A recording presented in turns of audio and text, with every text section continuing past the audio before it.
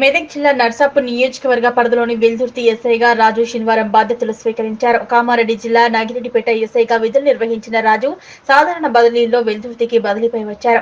గతంలో ఇక్కడ విధులు నిర్వహించిన నవతాగౌడ్ హెడ్ క్వార్టర్ కు బదిలీపై వెళ్లారు. ఎస్ఐ రాజు మాట్లాడుతూ శాంతి భద్రతల పరిరక్షణ కోసం ప్రతి ఒక్కరూ సహకరించాలన్నారు. చట్ట వ్యతిరేక కార్యకలాపాలకు పాల్పడితే చట్ట ప్రకారం చర్యలు తీసుకుంటామని ఆయన హెచ్చరించారు.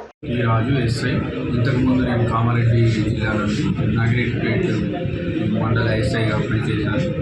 ఢిల్లీలో భాగంగా ఈరోజు ఎల్లారెడ్డి పిఎస్ నందు రిపోర్ట్ చేయడం జరిగింది.